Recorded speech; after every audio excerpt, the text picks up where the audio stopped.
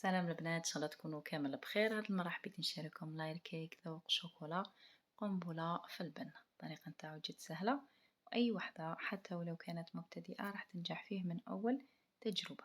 فقط تبعوا المقادير، طريقة التحضير.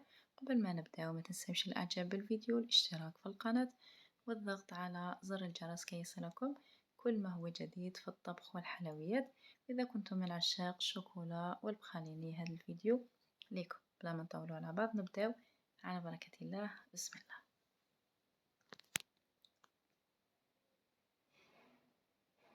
بالنسبة للجينواز البنات نحتاج 5 بيضات يكونوا كبار البنات أو حجم كبير، يكونوا بدرجة حرارة الغرفة. نضيف عليهم رشة تاع الملح، ونضيف عليهم نصف ملعقة نتاع خل ولا ملعقة صغيرة ما يعادل 5 مليلتر. من بعد نضربهم بالضرب الكهربائي كما راكم تلاحظوا حتى وين تتشكل لي هذا الرغوة الكثيفة البنات. لهنا راه موضح يعني في الفيديو. لهنا نضيف عليهم 100 غرام تاع سكر عادي، سكر حبيبات.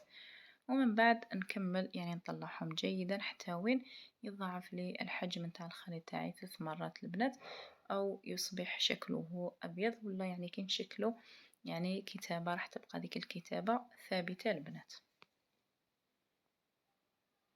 هكذا نبقى نضرب فيه حتى نتحصل عليه بهذا القوام البنات. يعني لهنا كي نشكلو يعني نكتبو به ولا البنات راح تبقى ديك الكتابة ثابتة. من بعد نجيب لهنا 3 مغارف نتاع زيت أو ما يعادل 30 غرام مع 50 غرام نتاع الحليب. نخلطهم، نضيف عليهم ملعقة أو 2 من الخليط نتاع البيض البنات، ونضيفهم للخليط هذاك على جانب يعني كما راكم تلاحظوا نحطهم بجهة. ونجيب لهنا 180 غرام نتاع فارينة اللي نكونوا مغربلينها، ونضيفها للخليط يعني على 3 دفعات، يعني نرش على السطح كما راكم تلاحظوا. ومن بعد يعني نخلطها غير من الأسفل للأعلى، يعني كما راكم تلاحظوا ماشي دائريا البنات، يعني ما نهبطوش الكيك تاعنا يعني ولا نخلطو دائريا، يعني من الأسفل للأعلى فقط قسمين يندمجوا لي المكونات وتختفي هذيك الفارينة. من ذاك يعني نخفي يدي ولا نخبط يدي كما راكم تلاحظوا باش هذيك الفارينة تاعنا تتوزع البنات وما تشكليش يعني كعابر أو حبيبات، باش تجيكم الخدمة سهلة بالنسبة لوحدة مبتدئة البنات. هكذا بهذه الطريقة. وهنا يعني غير تشوفوا الفارينة تاعكم يعني اختفت ولا مبقاوش غير نخلطوا باش ما نهبطوش لابارين تاعنا البنات، والكيك تاعكم يجيكم موش خفيف ويجيكم مدكس البنات يعني وثقيل. لذلك لهنا غير تتخلط المكونات ولا تختفي هذيك الفارينة يعني نتوقفوا الخلط الكثير البنات يفسد الجينواز البنات. هكذا بهذه الطريقة. هنا شوفوا الكثافة تاع الكيك كيفاش نبقاو محافظين عليها. شوفوا لهنا الخليط تاعنا كيفاش باقي يعني متماسك، وفي نفس الوقت يعني المكونات يعني مندمجة فيما بعضها. نجيب لهنا الصينيات اللي راح ندخلهم للفرن البنات، كنت دهنتهم بالزيت ولا بالزبدة البنات، درت فيهم ورقة طهي في القاعدة. ونجيب الخليط يعني قسمته على 2، نفوت فيه بالعود يعني ولا بالكيردون البنات يعني باش ما يتشكليش هذاك الشابو البنات. ونكونوا مشعلين الفرن نتاعنا مسخن مسبقا على 170 درجة. نطيبوا الكيك نتاعنا لمدة 20 حتى 25 دقيقة إذا كنتوا قسمتوا الكيك تاعكم على 2 ورقات كما راكم تلاحظوا. أما إذا درتوها في قالب يكون شوية كبير يعني درتوا الخليط كامل على مرة، راح تطيب لكم لمدة 40 حتى 45 دقيقة على درجة حرارة 165 درجة بطبيعة دائما على حساب الفرن نتاعكم. مباشرة كي نخرجوها البنات نقلبوها كما راكم تلاحظوا، ونخلوها يعني وهي سخونة مقلوبة حتى وين تبرد تماما أو تبقى لنا جد الحال يعني دافية، تبقى يعني قريب تبرد البنات. نغطوها بكيس بلاستيكي ونزيد نخلوها باش يجينا الكيك تاعنا يعني طري البنات ويجينا اسفنجي، ما يجيكمش عفوا يتفتت، يعني تجيكم الجينواس تاعكم من أروع ما يكون. شوفوا لهنايا يعني كيفاش جات طرية كي بردت فقط، يعني دوك نزيدو نغلفوها بكيس بلاستيكي وهي باقية شوية دافية البنات، يعني تكون بردت تبقى لها حاجة قليلة دافية. نغطوها بكيس بلاستيكي ونخلوها يعني حتى وين نروحو نخدمو بها. يعني لا انا خدمت بهم يعني ما طولتش خدمت بهم يعني خدمتهم مع الحشية من ذاك غدوة الصباح، يعني خدمت بهم. الا كنتو راح تطولوا ولا تقدروا تستحفظوا ولا تحتفظوا بهم عفوا في الثلاجة او في المجمد يعني حتى وين تروحوا تجبدوهم. شوفوا لهنا الجينواس تاعنا يعني كي غطيناها ومن بعد تجبدوها شوفوا كيفاش تولي، يعني تجيكم من أروع ما يكون البنات يعني وما تجيش تتفتت يعني صراحة. النتيجة نتاعها جد مبهرة، وماشي شرط ديرو هاد الجينواز البنات لأني شاركتكم وصفات عديدة من الجينواز، تقدروا ديروا وحدة منهم البنات. هنا بالنسبة للغاناج البنات درت لكم نوعين، هذا غاناج شوكولا، درت 200 غرام تاع شوكولا سوداء مع 200 غرام تاع شوكولا بالحليب. لهنا ضروري الشوكولا تكون نوعية جيدة البنات. ندخلهم الميكرو اوند ولا نديروهم على حمام مائي كل 30 ثانية، نجبدوهم ونخلطوهم باش نذوبو الشوكولا نتاعنا غير في السخانة هذيك فقط، يعني ما نخلوهاش على النار ولا نخلوها داخل الميكرو اوند، هكذا بهذه الطريقة. وراني نخلط حتى وين يعني تذوب لي تماما. كي ذابت لي البنات نجيب لهنا ترمومتر ولا يعني تخلطوا برك حتى تحسوها يعني هفتت درجة الحرارة تاعها، تحسوها كشغل مازال دافية شوية. يعني نضيفوا لها الكريمة اللي تكون ضروري كذلك بدرجة حرارة الغرفة البنات، لأنه هذا النوع من الكراج ما يحتاجش أنه يبات البنات أو 6 ساعات، ولا يعني تقدروا 3 سوايع 4 تقدروا كما تقدروا يعني تخلوه ليلة كاملة، يعني هذاك الشيء يعود لكم. لهنا يعني كي خلطت هذيك الشوكولا وذابت لي لهنا ماما نديرها من قبل لأنه الزبدة كانت شوية ماهيش بدرجة حرارة الغرفة، بقات لي فيها قطع صغيرة البنات. لهنا توما الزبدة ضروري أنها تكون بدرجة حرارة الغرفة يعني باش تذوب لكم في هذيك الدفا ولا في هذيك السخانة شوية نتاع الشوكولا. من بعد أنا يعني كي نميكسيوهم يعني عادي راح تختفي. هنا بقيت نخلط فيها يعني حتى وين ثقالت لي بهذا الشكل يعني وبقات لي دافية شوية. هنا قلت لكم الكريمة ضروري أنها تكون بدرجة حرارة الغرفة. بالنسبة للكريمة نحتاج 425 غرام كريمة سائلة لا ماتيغ غاس 35% أو 33 35 في المئة البنات. نديرها يعني على 3 دفعات كما راكم تلاحظوا، كل ما تندمج لي كمية نضيف الكمية الثانية وهكذا.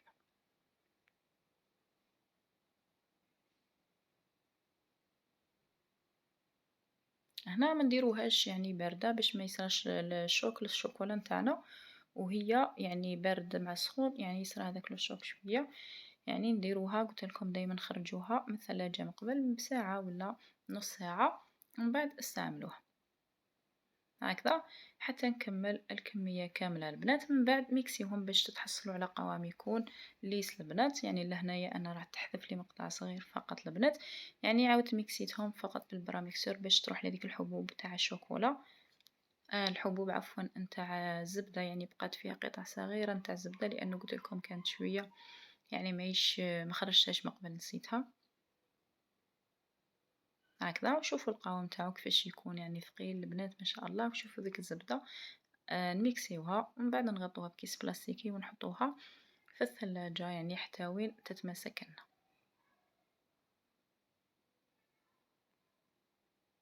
هنا هذا النوع من الكناج البنات يعني ما طلعوش يعني ما يطلعش خدمت به مباشرة البنات، يعني القوام تاعو يجي كريمي ويجي من أروع ما يكون، الملمس تاعو يجي ناعم يعني الذوق نتاعو خرافي. وصفة بزاف شابة البنات، يعني تقدروا تعتمدوها في الحشو أو في التغليف ولا تزينوا بها. هكذا نغطيه بكيس بلاستيكي ونحطه في الثلاجة البنات. من بعد نروحو للنوع الثاني من الكناج البنات اللي هو كناج شوكولا بيضاء أو شوكولا بلون بخاليني. هنا درت 200 غرام تاع شوكولا بيضاء، ضفت لها 100 غرام تاع كريمة سائلة البنات. أنا دائما نسبة الدهون تكون 33 35 في المئة البنات. لهنا 300 يعني مع شوكولا 300 يعني 200 مع 100 غرام تاع الكريمة ونحطهم على حمام مائي البنات كي يذوبوا لي ويتجانسوا كما راكم تلاحظوا. نضيف عليهم لهنا 100 غرام أو أكثر بخاليني صنع منزلي البنات، لأنه ما وش يجي الذوق كيما نتاع اللي نشروه بطبيعة الحال، يعني راح يجي أحسن منه بألف مرة هكذا بهذه الطريقة. وكنت شاركتكم يعني الوصفة واحدة 3 مرات ولا يعني كاين عدة وصفات. يعني هذا بخاليني نوازيت ولوز البنات، يعني درت له هنايا لوز وبندق البنات هكذا بهذه الطريقة ونخلطهم حتى وين يتجانسوا لي البنات. هنا تقدروا ديروا كثر، أنا درت 100 غرام، تقدروا ديروا 120 130 غرام هكذا. كي يتجانسوا لي مليح البنات نضيف عليهم 300 غرام نتاع كريمة سائلة البنات. بالنسبة عفوا للكريمة نضيفوها على 3 دفعات، أنا فقط لهنا كتن ما كنتش وزنتها ما قبل، يعني بديت نوزن بالميزان يعني كما راكم تلاحظوا كل ما ندير كمية نوزنها. المهم كامل في الأخير عندنا 300 غرام أو 200 غرام تاع شوكولا بيضاء مع 400 غرام تاع كريمة سائلة. هكذا كل ما تندمج لي كمية البنات نضيف الكمية الثانية. هنا بالنسبة للكريمة يعني مع الأول سخناها، أما هذه يعني تكون باردة البنات.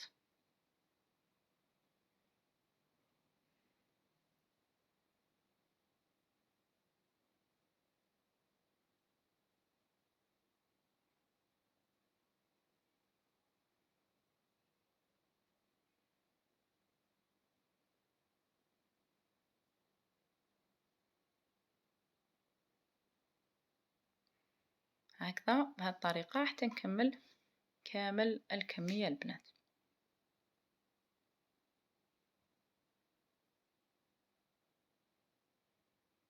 يعني هذا القناج البنات يجي من أروع ما يكون، يعني البنة نتاعو خرافية، خصوصا اللي درتو خاليني صنع منزلي البنات، يعني مديروش تاع برا يعني أو اللي تشروه من المحلات ماهوش قاع بنين البنات. يعني وفي الأخير لهنا نديرو قطرات من لافاني البنات أو قطرات من الذوق تاع البخاليني تكون نوعية جيدة، فهمتوا؟ هنا إما نديرو لافاني ولا تكون براليني نوعية جيدة البنات. نديرو نقطات فقط كما راكم تلاحظوا، من بعد نغطيهم بكيس بلاستيكي ولا بابي فيلم البنات ونحطو في الثلاجة 6 ساعات حتى الليلة كاملة. من بعد أنا من ذاك غدوة قلت لكم خدمتهم هذو كامل مع الحشية، من ذاك غدوة يعني سقمت. هنا شوفوا لهنا بالنسبة للنوع تاع القناج الأول البنات تاع الشوكولا، شوفوا لهنا البنات كيفاش يجي القوام تاعو، يعني صراحة يجي من أروع ما يكون. هاوليكم القوام تاع يعني القناش الأول البنات يعني هكذا، ونزينوا به مباشرة يعني غلفت به وزينت به. أما النوع الثاني البنات تاع البخاليني شوكولا بخاليني كما راكم تلاحظوا، هاوليكم القوام تاعو لهنا كي تمر عليه 6 ساعات أو ليلة كاملة البنات. لهنا كي نجو نطلعوه يعني لهنا عاود تخلطوه فقط، من بعد نطلعوه يعني غير يشد روحه أو يتماسك البنات، يعني نتوقفوا كثرة الخفق البنات راح تخسر لكم عفوا القناش تاعكم، أي نوع من القناش يعني غير تشوفوه شاد روحه ولا نتوقفوا هكذا بهذه الطريقة. لهنايا على حساب الضرب الكهربائي تاعكم يعني 3 دقائق ولا 5 دقائق راح تكون كافية البنات. لهنا كي يتماسك لنا بهذا الشكل نتوقفوا ما نزيدوش لأنه ما راحش يزيد يتماسك أكثر من اللي راه متماسك، وكان تزيدولو قادر القناش تاعكم يعني يخسر لكم ويتحبب ولا ما نعرفوش يصرالو.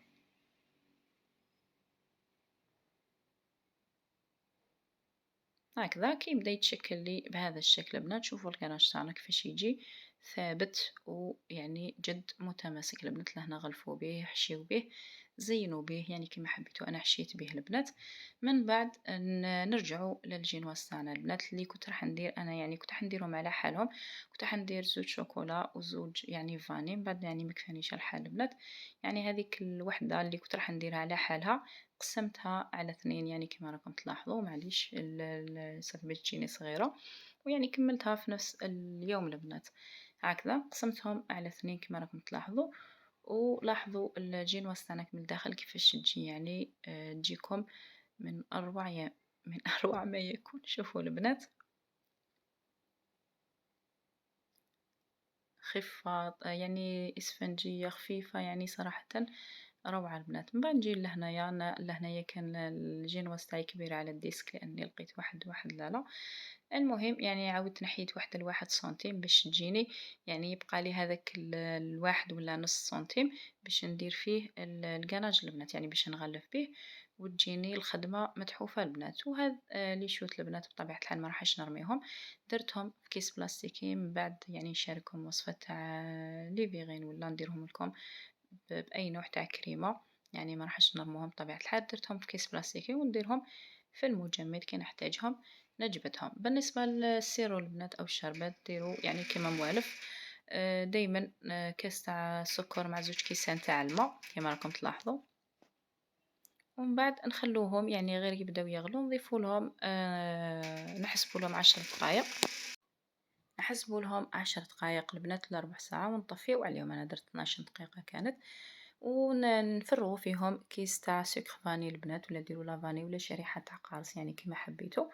من بعد نجيب الكناش البنات هذاك اللي درناه تاع البخاليني البنات، درت الطبقة الأولى ونديرو بودة سيكوريتي باش ما يخرجلناش الفوغاج تاعنا البنات. لهنا بالنسبة للحشو البنات درت لهنا كرانشي البنات، نوازيت يعني باش نبقى في نفس الذوق البنات، ودرت طبقة رقيقة كما راكم تلاحظوا باش متجيناش يعني حلوة تقهم البنات، يعني كما راكم تلاحظوا طبقة رقيقة فقط. نضيف الجينواز يعني فوقها، وهنا نشربو يعني خارج الكيك البنات يعني عادي يعني شغل موالفة نشرب. اللي ما تعرفش ولا تخاف يعني تقيس الكاناش منو من ولا البنات يعني، ولا ما تعرفش كيفاش تشرب يعني تضغط غير بصباعها إلا شافتها مشربة يعني يخرج هذاك شوية سيرو فوق صباعها يعني تعرف هاي مشربة مليح ولا لا البنات. كما تقدروا قلتلكم تشربوا يعني لهنا دايما الذوق يعود ليكم البنات. هنا ضفت كمية يعني طبقة أخرى من الجناش البنات ومشيتو كما راكم تلاحظوا. من بعد دايما ندير بودة هذيك يعني باش ما يخرجليش الحشو البنات بهذه الطريقة. ومن بعد ضفت في الوسط يعني لهنا بخاليني البنات كما راكم تلاحظوا، ومشيتو كذلك بهذه الطريقة. لهنا كذلك درت طبقة رقيقة البنات يعني ماهيش خشينة بزاف،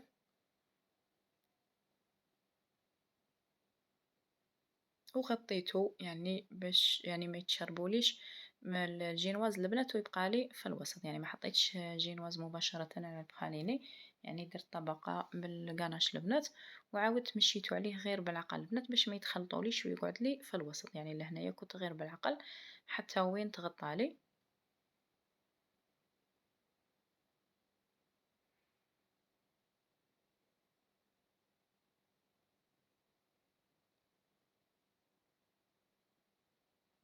هكذا بهذه الطريقة حتى نكمل كامل الكيك تاعي. يعني صراحة صدقوني لو كان تتبعوا فيه خطوة بخطوة راح يجيكم من أسهل يعني يعني أي حاجة تجيكم سهلة بطبيعة الحال. دايما في نهار نخدم الجينواز نخدم لي كانش من ذاك غدوة يعني عادي المونطي تجيني الخدمة سهلة ويعني خدمتها في تخدموها في نهارها، يعني ما نخلوها لا تجمد لا تبرد لا والو. كي تكون يعني كم تكون صغيرة البنات ماهيش اللي تخافوا الثقل تاعها ولا تطيح لكم، ولا كي تكون حاجة دايما صغيرة يعني تقدروا في نص نهار ولا يعني عادي تخلوها غير تشد روحها شوية فقط هكذا. من بعد يعني الطبقة الأخرى ثاني درت غاناش البنات وضفت له لهنا ثاني يعني الفوغاج درت كرانشي البنات كما راكم تلاحظوا. ومن بعد نجيب هنا بابي جيتار البنات ولا كيس بلاستيكي ولا يعني باش نعدلها فقط يعني وتجيني واقفة مستوية البنات كما راكم تلاحظوا. زيرت عليها باش يجوني كامل طبقات كيف كيف. ومن بعد جبتها السرسو ولا يعني المول البنات نعاود نغلق عليها باش تبقى لي محافظت لي على الشكل، وخليتها يعني تبرد فقط شوية قيس ما شدت روحها البنات غير شوية فقط قلت لكم لأنه احتجتها في نفس اليوم البنات هكذا. من بعد كي شدت شوية البنات أنا ما درتهاش في المجمد قلت لكم غير شدت لي فقط دوك تلاحظوا لأنه ماهيش في المجمد يعني الكريمة تطيح تطير شوية عفوا في البابي هذاك هكذا بهذه الطريقة.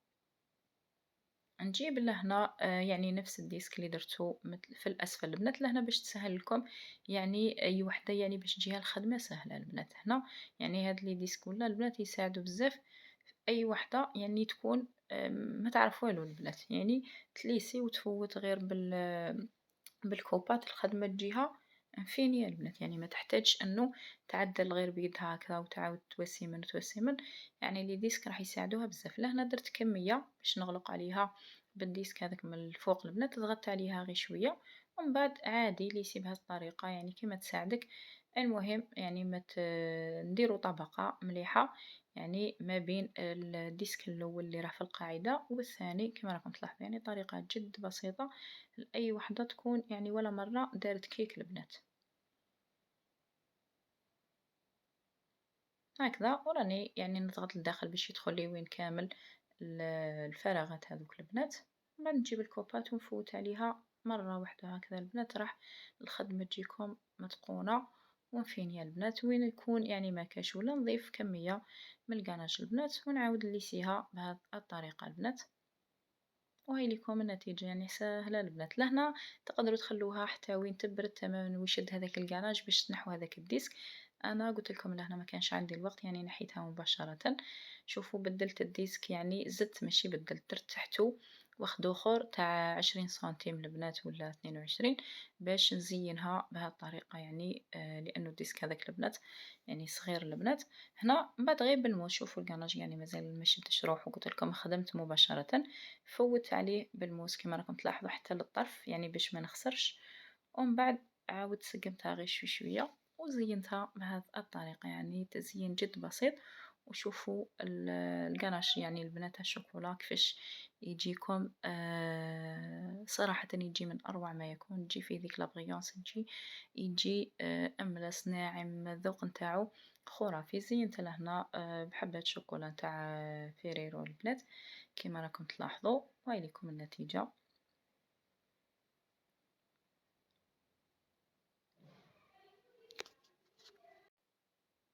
هكذا هنا تقدروا تخلوها تنشف شوية يعني باش هذاك القناش يشد لكم. أنا لهنا قلت لكم خدمتها من يعني قلت لكم مباشرة يعني خليتها غير واحد العشر دقايق نشف ذاك القناش شوية فقط. ومن بعد استعملتها كما راكم تلاحظوا. نقسموها مع بعض ونشوفوا النتيجة نتاعها كيفاش تكون. هاي لكم النتيجة. شوفوا الكيك تاعنا يعني وشوفوا مام الكناج يا بنات شوفوا واش يديلكم منه من يعني تجيكم الخدمة نقية متحوفة. من بعد نقسموها بهذا الشكل البنات باش تجينا الخدمة نقية البنات هكذا بهذه الطريقة. وهاي لكم النتيجة. شوفوا لهنايا يعني تجيكم من أروع ما يكون يعني بخمس بيضات البنات. والنتيجة هاي لكم يعني الذوب ذوبان والبنة صدقوني من أروع ما يكون صدقوني وصفة تستحق التجربة خصوصا قلت لكم اللي ولا مرة يعني داروا الكيك راح يقدروا يديروه ينجحوا فيه من أول تجربة. تعالوا في رواحكم إن شاء الله تكون عجبتكم الوصفة. وإذا عجبكم الفيديو بطبيعة الحال ما تنسونيش بجيم خلوا لي رايكم في التعليقات فعلوا الجرس ليصلكم كل جديد. تهلاو في رواحكم ونلتقي في وصفات أخرى بإذن الله. والسلام عليكم ورحمة الله تعالى وبركاته.